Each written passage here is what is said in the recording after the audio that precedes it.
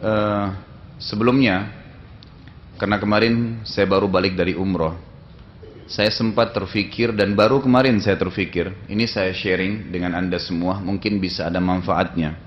Dan tujuan saya menyampaikan ini sebenarnya untuk memotivasi siapapun yang punya kelebihan dana, jangan ragu untuk pergi umroh atau haji. Kalau memang haji masih sulit, umroh minimal. Karena tidak balance sebenarnya antara uang yang kita keluarkan dengan pahala yang kita dapatkan gitu. Selama saya kuliah di Madinah dulu, kurang lebih saya 7 tahun di kampus dan seringkali interaksi dengan Masjid Haram dan banyak fadilah tentang Masjid Haram sendiri yang saya pelajari. Saya tidak pernah terlintas seperti kemarin untuk umroh gitu. Ada salah satu bapak ikut sama saya dari Irian, tapi dia asalnya dari Makassar. Kemudian saya ngobrol-ngobrol di kamar bersama karena saya berdua.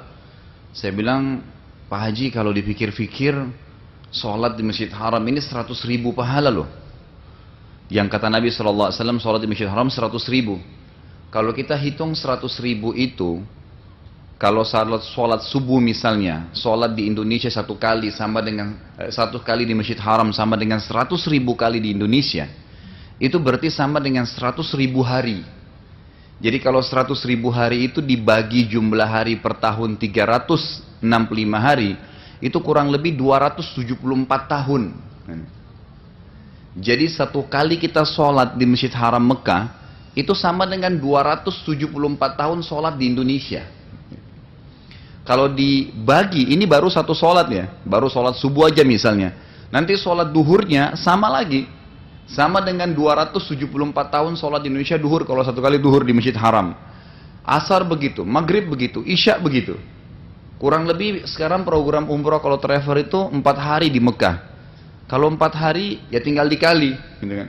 274 tahun dikali 4, gitu kan. Itu besar sekali. Itu kalau sholat sendiri. Kalau sholat berjamaah dilipat gandakan menjadi 25 kali lipat. Jadi itu kita bisa dapatkan ribuan tahun hanya dengan sekian hari. Saya katakan sama beliau kemarin, coba dibalanskan uang yang kita keluar 2.000 sampai 3.000 dolar. Bagi dengan 100.000 hari.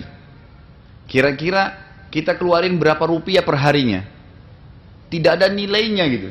Ya, tidak ada nilai sama sekali uang yang kita keluarkan dibandingkan dengan kita ibadah di sana. Ini satu hal gitu kan. Hal yang lain lagi, umur kita terbatas dan umat-umat sebelum kita sangat banyak atau sangat panjang umur mereka. Seperti kaum Nabi Nuh kalau umurnya sampai 1.000 tahun. Kalau salah seorang di antara mereka beribadah 700 tahun saja, gitu kan? Itu kita ketinggalan karena umur kita hanya 60 sampai 70. Kalau ada sampai 100 itu sangat tua sekali sudah bagi kita sekarang, gitu kan? Disebutkan dalam sebuah athar, ada seorang ibu di zamannya Nabi Nuh alaihissalam itu, anaknya meninggal umurnya 60 tahun. Anaknya dia meninggal 60 tahun. Lalu ibu ini nangis-nangis. Ibu ini mengatakan apa? Dalam kisah ini atau dalam athar yang sahih dikatakan, ibu ini mengatakan kesian dia masih kecil. 60 tahun ya, kesian dia masih kecil. Ya kan gitu. Dia belum merasakan kehidupan gitu. Lewatlah Nabi Nuh alaihissalam, Nabi Nuh berkata kepada dia, kenapa kau merasa sedih?